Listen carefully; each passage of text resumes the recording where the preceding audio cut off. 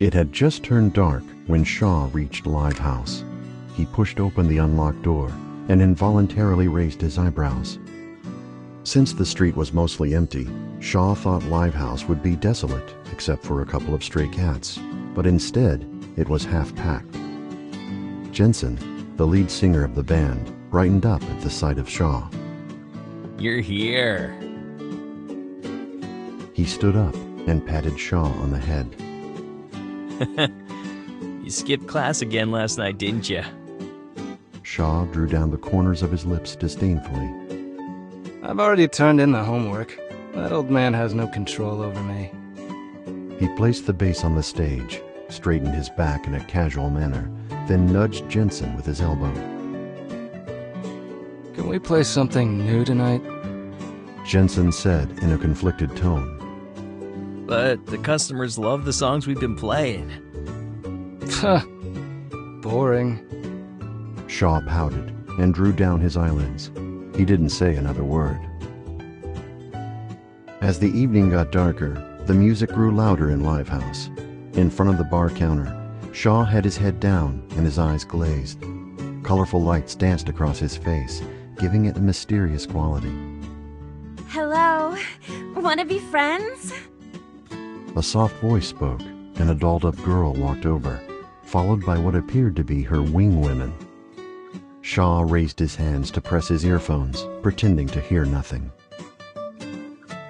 Undeterred by Shaw's apparent aloofness, the girl brushed her hair behind her ear, took a step closer, and said with a sweet, graceful smile, Perhaps we can exchange numbers?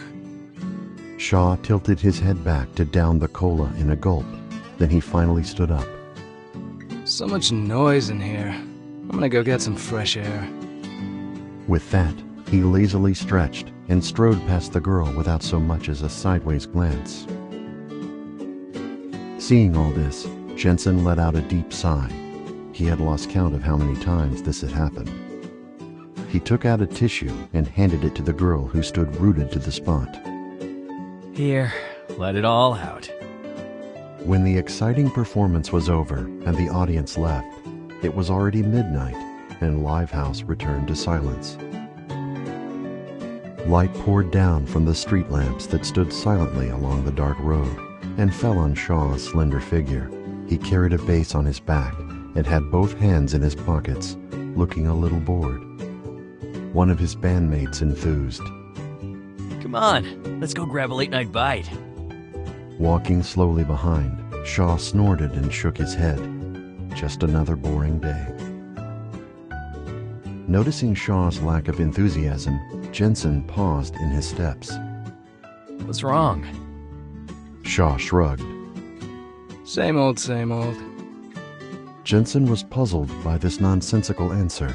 Before he could ask for an explanation, a clear ding sounded, breaking the silence of the alley. Shaw stopped in his tracks and hurriedly took out his phone. His eyes lit up when he saw the title of the message. As he quickly scrolled down, the corners of his mouth curled up in a cheeky smile that was made clearly visible by the light of the screen. Interesting. Shaw turned around, waved, and walked away. You go ahead without me. Bye.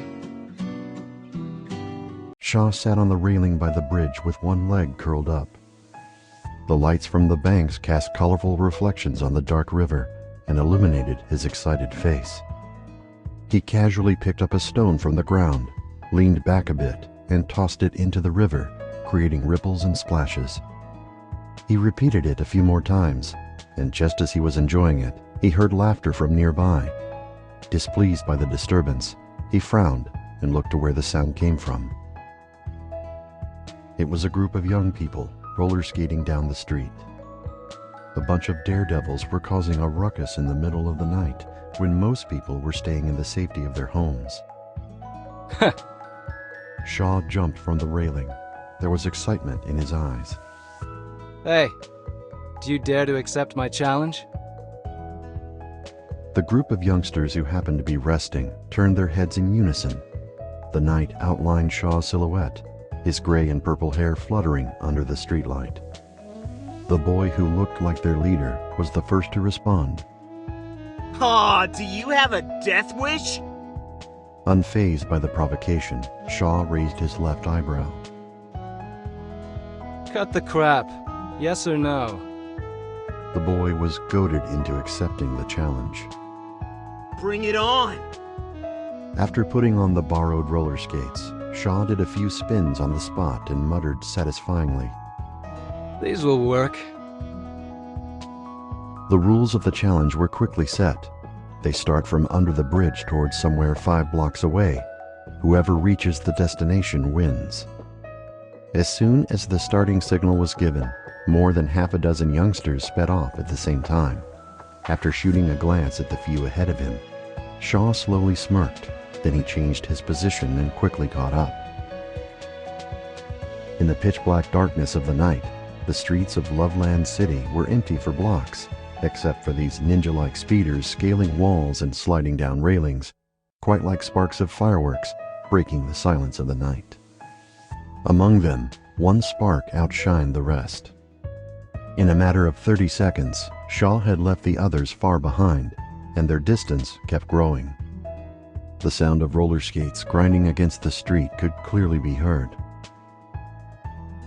Rumble. As Shaw made a dash for the finish line, rumbles of thunder sounded, and it began to rain. Raindrops slid down his hair and gave his confident face a crystal-like sheen. Shaw made the final leap. He won the race, leading the others by an entire block. Standing on the wall, he could see the big empty bridge in its entirety not far from here. The street lamp stretched out his shadow on the ground. He hadn't felt this good in a very long time. Shaw raised his eyebrow and thought to himself, "Glad I acted on that whim." At least. Finally, the curtain was about to rise amid a tidal wave of drum beats. At daybreak, there was not a trace of sleepiness left in Shaw. Faint rays of sunlight streamed through a corner of the window and left a soft glow on his bed. He idly tapped the screen of his phone and saw the clock strike 5 exactly. He sat up with his back against the headboard, casually scratched his hair, and opened a web page. After a few taps with his long fingers, a deluge of news flooded the screen. Recently, the show Miracle Finder. According to medical experts, the recent flu could be. After quickly going through the news, a meaningful smile crept up his face and crinkled his eyes into long slits behind his messy bang. It's time. Gotta spice things up a little.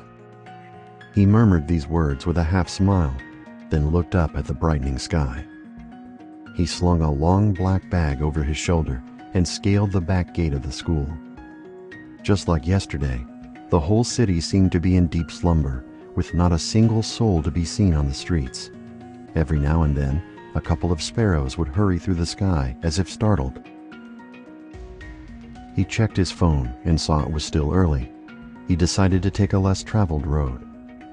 He thought, maybe it's not such a bad idea to adventure a little before the mystery is solved. He put down his skateboard, put on gloves, and bent forward. Swoosh! He sped off like a lightning bolt. In a matter of moments, the puddles in the middle of the road erupted into droplets. The next, the fallen leaves hundreds of meters away flew into the air. After entering another sharp bend, Shaw squatted down and touched his gloves to the ground, creating fleeting sparks. A few moments later, he saw in the distance a stretch of uneven road that was under construction and grew more excited. Without slowing down and with steadiness, he jumped over one hurdle after another. Finally, the beast inside him had escaped through the opening in the cage and was now galloping in a no-man's land, bathed in the morning sunlight. And now came the fun part, waiting. What would come next were not undercurrents, but tidal waves. After a few fun detours, Shaw slowed down a bit. That was when a bus slowly rumbled by. Painted on its back was the eye-catching number 330, which glowed red in the sun. Shaw squinted and gave the ground a kick, sending himself toward the bus station. He casually glanced into the bus, his eyebrows slightly raised. Probably because it was the first bus of the day, there were no passengers inside, only the driver. Just then, an indistinct announcement was broadcast from inside the station.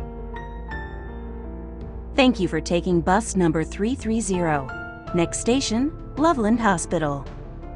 The bus door was closed with a bang, followed by a honk, and the sound of the broadcast began to fade. Shaw picked up his skateboard, thrust one hand into his pocket, and leaned lazily against the platform. He casually fixed his hair that had been messed up by the wind when skateboarding. The upbeat music in his earphones sounded clearly against the silence of the street.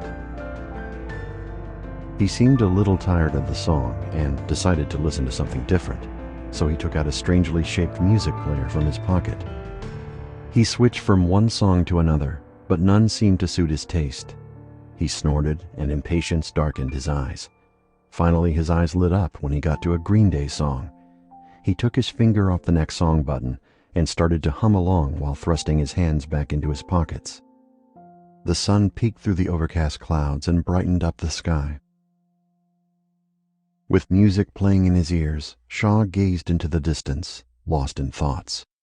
But every time bus number 330 pulled into the station, he would withdraw his gaze and shoot it a glance. Not a single time did he get on the bus. After some time had passed, two young girls came to the station. Do we wait here for the bus?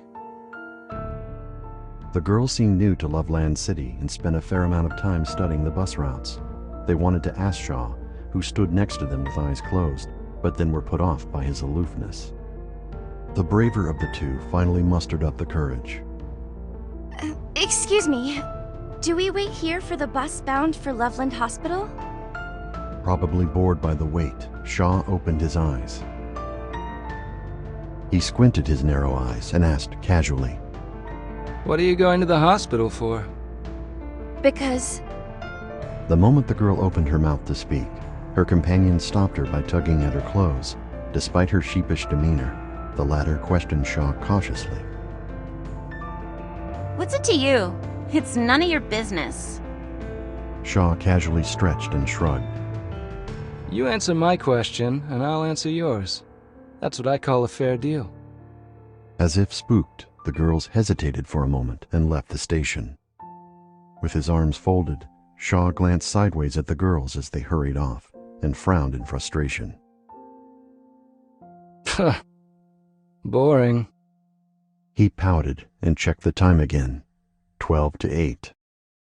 Time had never been slow as it was now. He grew impatient and gazed toward a nearby green belt with a grim frown. Another bus number 330 arrived. After giving the bus a quick glance, Shaw closed his eyes again and his frown deepened, contorting his face. He started to think that maybe he was mistaken. With his back against the platform, he automatically raised his right hand to stroke the string of beads in his left hand. A few minutes later, his frown relaxed a bit, and his ragged breathing regained the normal rhythm. Just as his frown was about to clear up, a stranger spoke to him. Why aren't you getting on the bus, kiddo? It was a middle-aged janitor who had been around for more than half an hour. Shaw kept his eyes shut. He replied word by word. I'm waiting for someone. The moment the clock struck 8, a muffled honk sounded, and another bus number 330 appeared. In a show of impatience, the driver brought the bus to an abrupt stop in front of the platform. A beautiful profile lurched forward along with long strands of hair. Next to the platform, Shaw raised the corner of his mouth in a cheeky smile and took a stride forward. He finally got on the bus. The moment he entered the bus door, his eyes were drawn to a girl wearing a light-colored dress. He raised his head to peek at her through his messy bang and happened to meet the girl's curious gaze. He quickly looked away. Shaw immediately took 2 steps forward. There were plenty of empty seats, but acting as if he was up to something, he sat down next to the girl. He could tell his presence made the girl uncomfortable, but he didn't care. A smile flashed across half of his face that the girl couldn't see. He stood the skateboard up between his seat and the girl's, and just as he expected, the girl cast a curious sideways glance. Pretending that nothing was happening, he crossed his legs and took out his music player again, all the while secretly monitoring the girl's reaction with the corner of his eye. At this moment, the song Holiday played in his earphones. He deliberately fiddled with that old, weirdly shaped music player in his hand. Then he cranked up the volume, and the faint sound of upbeat music rose in the silent bus. The girl grew more curious and ran her eyes over his body. Shaw took in the attention the girl lavished on him. Little did the girl know that the drum beats in his heart had reached a fever pitch and that his undercurrents of emotion had blossomed into tidal waves. It was time for the curtain to rise. Shaw drew down his eyelids, trying his utmost to conceal the excitement in his eyes. When the girl's curious eyes fell on him again, Shaw raised his eyebrow and glanced toward her. The moment their eyes met, the girl panicked and quickly looked away. The girl's flustered reaction emboldened Shaw. Wanna listen? He curled up the corner of his mouth and asked with a half smile. This brief conversation was punctuated by a faint click sound. The missing cog finally started turning again. Let the show begin.